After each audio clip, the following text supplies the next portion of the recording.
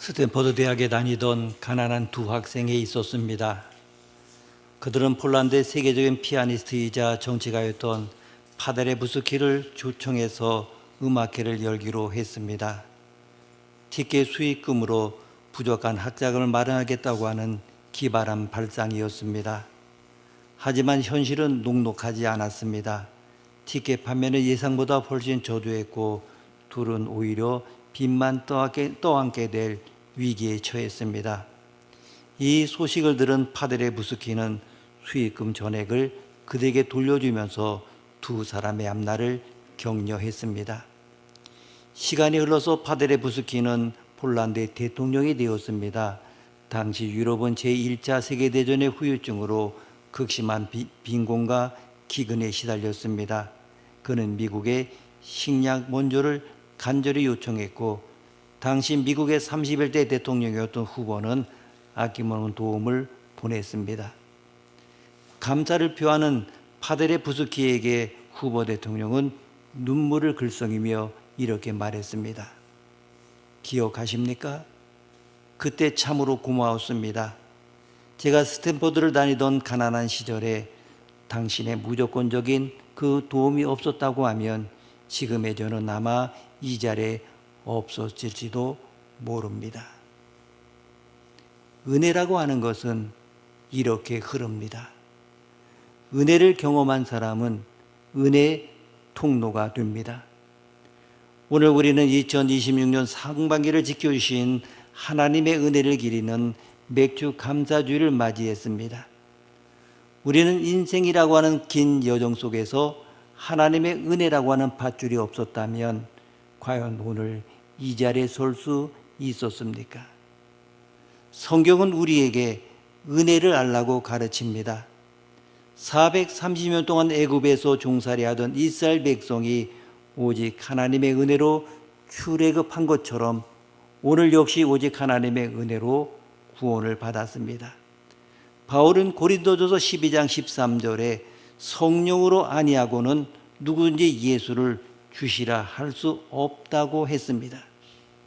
인간의 이성과 상식으로는 이해되지 않는 복음을 우리가 믿게 된 것은 전적으로 성령의 역사입니다.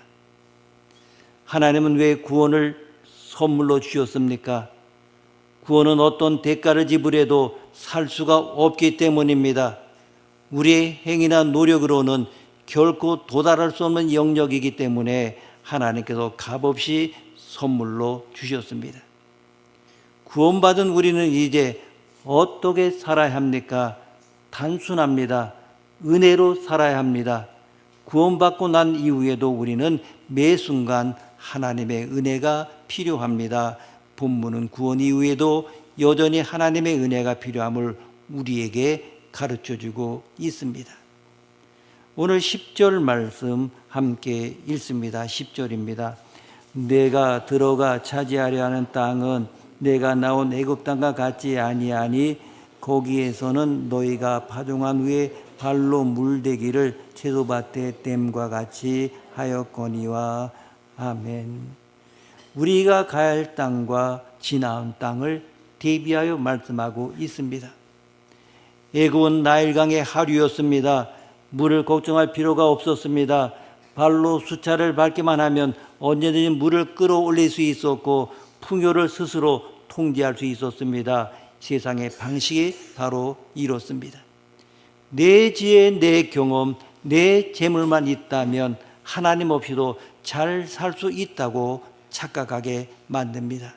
그곳은 하나님을 의지할 필요가 없는 땅입니다. 나일강이 곧 그들의 신이었습니다.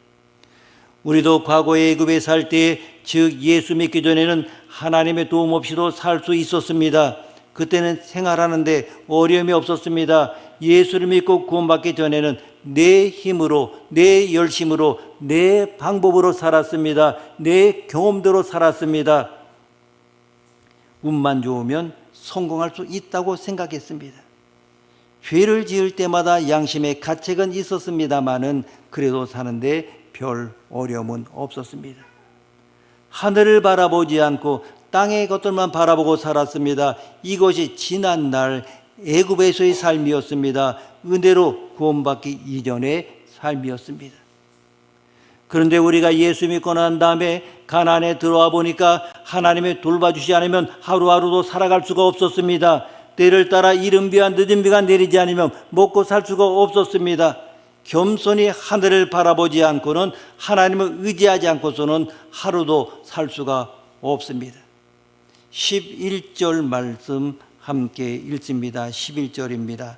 너희가 건너가서 차지할 땅은 산과 골짜기가 있어서 하늘에서 내리는 비를 흡수하는 땅이요. 아멘. 바로 이곳은, 이 가나안은 내 힘으로 물을 통제할 수가 없습니다. 비가 와도 땅에다 흡수해버리기 때문에 오직 하늘에서 내리는 비, 하나님의 은혜만 바라보아야 합니다. 하나님은 왜 우리를 이런 척박한 땅으로 인도하셨습니까? 12절 말씀 함께 읽습니다. 12절입니다. 내 하나님 여호와께서 돌봐주시는 땅이라, 연초부터 연말까지 내 하나님 여호와의 눈이 항상 그 위에 있느니라. 아멘. 그것만이 하나님 여호와께서 돌봐주시는 땅이기 때문입니다. 애굽이라고 하는 것은 하나님의 필요가 없는 땅이었습니다마는, 가나안은 하나님이 없다면 하루도 살 수 없는 땅이었습니다. 이곳이 바로 가나안입니다. 때를 따라 도우시는 하나님의 은혜가 아니면 살아갈 수 없는 곳이 바로 가나안입니다. 이제 우리는 주님 없이는 살 수가 없습니다. 다른 사람은 몰라도 나는 이제 주님의 은혜가 아니면 한순간도 살아갈 수 없습니다라고 고백하는 사람이 바로 심령이 가난한 사람입니다. 이 사람이 바로 구원받은 하나님의 사람입니다. 누가 구원받은 사람입니까? 교회를 다니는 사람입니까? 직분을 가진 사람입니까? 아닙니다. 주님의 은혜가 아니면 한순간도 살 수 없음을 아는 사람입니다. 주님의 은혜가 아니면 나는 살아갈 수 없습니다라고 고백하는 사람입니다. 그렇다면 누가 하나님의 돌보심의 은혜를 누리며 살아갑니까? 누가 이른 비와 늦은 비의 은혜를 누리며 살아갑니까? 13절 말씀 함께 읽습니다. 13절입니다.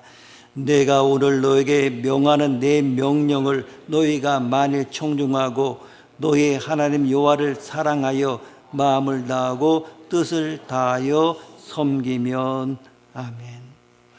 하나님의 명령을 청종하고 하나님을 사랑해서 섬기는 자들입니다. 하나님을 사랑함으로 그 말씀에 순종하는 사람들입니다. 누가 하나님 말씀을 청종해야 한다고 말씀합니까? 너희입니다. 너희는 가나안 땅에 들어온 사람입니다. 은혜로 말미암아 예수를 믿고 구원받은 사람들입니다. 또 언제 하나님의 말씀을 청종해야 합니까? 오늘입니다. 오늘 순종해야 됩니다. 미루지 마십시오. 미루면 순종할 수 없습니다. 오늘 하나님을 사랑하고 그분의 말씀에 마음을 다해 순종하면 아무리 척박한 땅이라 할지라도 하나님은 그 땅에 젖과 꿀이 흐르는 땅이 되게 하십니다. 광야의 이스라엘 백성 한번 보십시오. 풀 한 포기도 없는 그 광야에서도 하나님의 이스라엘 백성들을 구름 기둥과 불 기둥으로 인도하시며 먹이시고 마시게 하셨습니다. 한 수도사가 제자에게 물었습니다. 항아리에 무엇이 가득 차 있느냐? 제자가 물이 가득합니다. 이렇게 대답했습니다. 수도사는 물을 쏟아버리고 다시 물었습니다. 이제 무엇이 있느냐? 비어 있습니다. 수도사가 말합니다. 비어 있어야 채울 수 있다.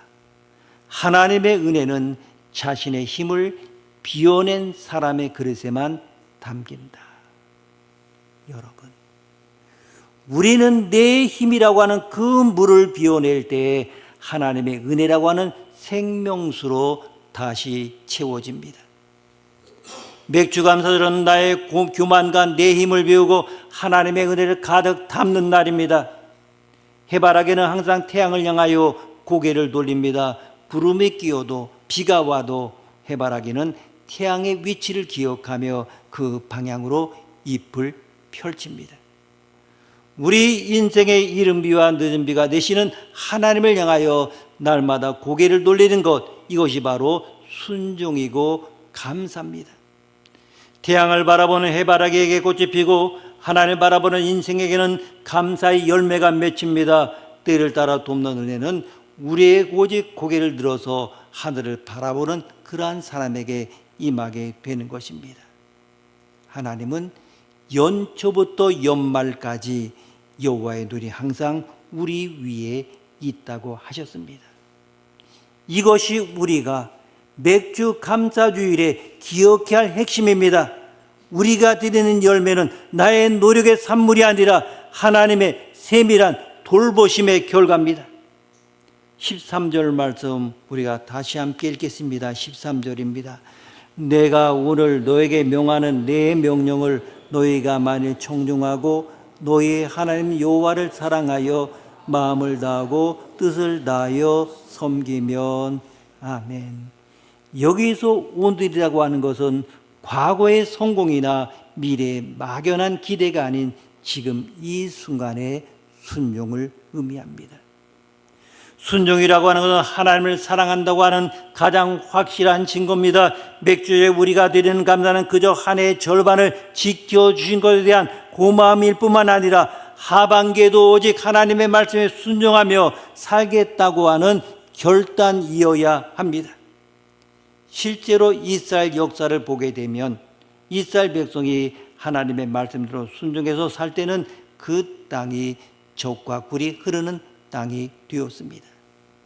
그러나 하나님을 고역하고 우상을 숭배하여 살아갈 때는 하나님이 진노하셔서 하늘을 닫아 비를 내리지 아니하심으로 극심한 기근이 임했습니다.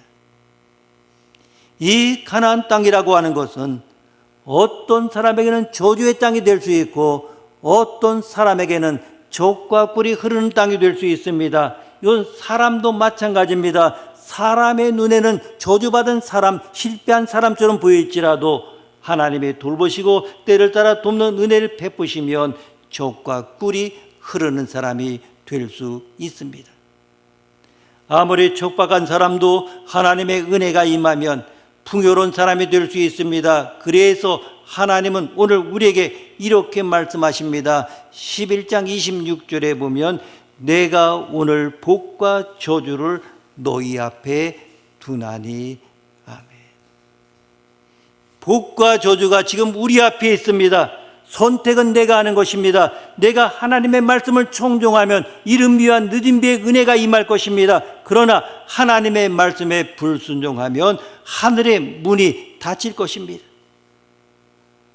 하나님의 사람에게 순종은 축복이요 불순종은 저주입니다. 하나님의 사람에게 순종은 성공이요 불순종은 실패입니다. 이제 여러분의 인생을 운명에 맡겨 살지 마십시오. 오늘의 운수를 믿지 마십시오. 복과 저주는 바로 내 앞에 있습니다. 필립 얀시는 은혜를 이 시대의 마지막 최고의 단어라고 말했습니다. 배유라고 하는 과학자는 우주에는 커다란 두 개의 힘이 존재하는데 하나는 중력이고 하나는 은혜라고 했습니다. 중력이 무엇입니까? 물체와 물체가 서로 가까이 잡아당기는 물리적인 힘이고, 은혜는 하나님이 우리를 잡아당기시는 영적인 힘입니다. 물리적인 힘과 영적인 힘, 이 두 가지가 있기에 세상에 존재하고 우리가 살아갈 수 있는 것입니다. 은혜로 구원받은 우리는 하늘을 바라보지 않고는 살 수 없게 되었습니다. 주님의 은혜가 아니면 살아갈 수 없는 존재가 된 것입니다. 우리를 끊임없이 잡아당기시는 하나님의 영적인 힘에 이끌려 살아가십시오. 이것이 바로 지혜롭고 복된 삶입니다. 여러분, 인생의 운명을 운에 맡기지 마십시오. 하나님이 우리 앞에 복과 저주를 두셨습니다. 말씀을 정정함으로 이른 비와 늦은 비의 축복을 선택하십시오. 우리의 삶에 아무리 척박한 골짜기 같아도 우리를 지키시는 하나님의 눈길이 있는 한 우리는 결코 망하지 않습니다. 하나님 없이는 단 하루도 살 수 없음을 고백하는 그 심령이 바로 가나안의 주인입니다. 이 은혜를 의지하여 나일강의 풍요를 자랑하는 세상 속에서 살지 말고 하나님의 때를 기다리는 하늘의 백성으로 살아가십시오. 이번 맥주 감사절을 기점으로 우리의 영적 시선을 땅에서 하늘로 옮기시기를 바랍니다. 하나님의 돌보시면 그 척박한 땅도 젖과 꿀이 흐르는 땅이 됩니다. 그런 은혜의 주인공이 바로 여러분이 되시기를 주님의 이름으로 축복합니다. 기도하시겠습니다. 사랑과 은혜가 풍성하신 하나님, 지난 상반기 동안 거친 광야 같은 세상에서 저희를 지켜주시고 오늘 맥주 감사주의를 맞아 첫 열매로 주님 앞에 나오게 하시니 감사합니다. 저희가 애굽의 풍요만을 쫓던 자들이었음을 고백합니다. 이제는 나의 힘을 의지하기보다 하늘에서 내리는 하나님의 은혜 없이는 단 한순간도 살 수 없음을 고백하는 겸손한 인생이 되게 하옵소서. 우리 인생의 모든 순간마다 이른 비와 늦은 비를 적당한 때 내려주시는 주님의 섬세한 손길을 신뢰하며 나아가게 하옵소서. 예수님의 이름으로 기도드립니다. 아멘.